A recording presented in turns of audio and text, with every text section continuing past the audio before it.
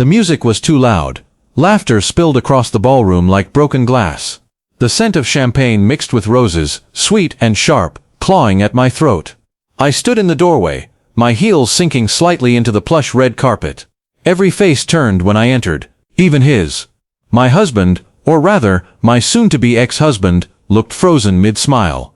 Beside him stood her, the woman who stole him. Her hand rested on her round belly, as if cradling her triumph. I could see the way his arm wrapped around her waist, gentle, protective, the same way he used to hold me. Someone raised a glass in my direction. To freedom, they said. Laughter followed, wild and careless. I smiled, though my heart trembled beneath the silk of my dress. The silver necklace around my throat felt too tight. I could hear the faint hum of my pulse in my ears. I walked toward them, step by measured step, every movement deliberate, every breath steady. Her perfume met me halfway. Floral and expensive, with a trace of something artificial. "Marianne," she said, her voice coated in sugar. "You made it." "Yes," I said. "I wanted to see how freedom looks on both of you." A murmur rippled through the crowd. He tried to speak, but the words seemed to tangle on his tongue. I set my purse down on the table beside the cake. White icing, gold lettering, congratulations on the new beginning. I traced a fingertip through the frosting, slow and careless. The sweetness clung to my skin. "Marianne," he said finally, "this is not necessary." "On the contrary," I whispered, "it is absolutely necessary." My voice sounded calm, almost tender, too calm. She shifted uncomfortably, her hand tightening over her stomach. I saw fear flash across her eyes, just a spark, but it was there. The lights dimmed slightly as a waiter passed by. A golden flicker caught the edge of my glass. I lifted it, letting the bubbles shimmer in the light. "To the truth," I said softly. The crowd quieted. The music faded, leaving a low hum of confusion. I turned toward them both. "You see," I said, "this celebration is missing something." Her lips parted. "What do you mean?" I looked at her belly, round and perfect beneath her satin dress. "The baby," I said, "it is not his." A gasp moved through the room like a wave. Her face went white, the color draining so fast it frightened even me. He blinked as if I had struck him. "That is not true," she said, her voice shaking. "You are lying." I stepped closer, my heels clicking on the marble floor. "No," I said, "I am not lying. I have proof." I reached into my purse and held up a folded envelope. The seal was broken. Inside, photographs, messages, results. I saw the color drain from his face.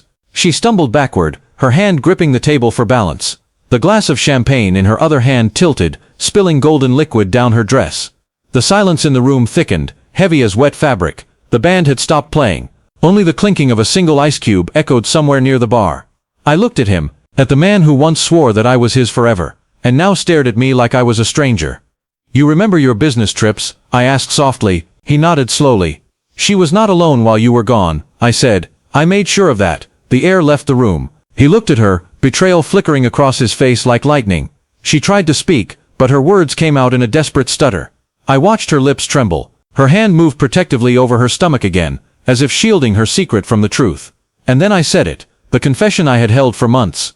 "The father is my brother." The crowd gasped again, louder, sharper. Someone dropped a glass. It shattered across the floor, a glittering explosion beneath our feet. She swayed, her face pale and glistening with sweat. He stepped back, his expression hollow. "The baby's father. My brother." The truth hung in the air like smoke, thick, unbreathable. I took a deep breath, and smiled faintly.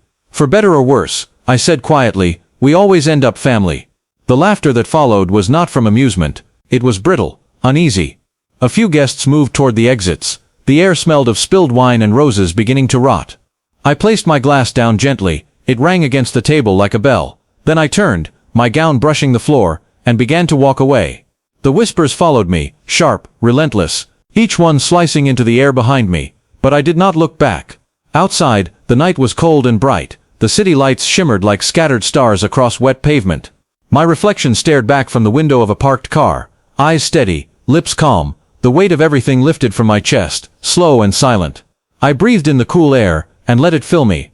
Somewhere inside that ballroom, the life I once knew was collapsing. And somewhere ahead, a new one waited, quieter, sharper, unbroken. I straightened my shoulders, the sound of my heels echoed softly against the street. Each step carried me farther from the laughter, farther from the lies, and closer to the peace I had stolen back for myself.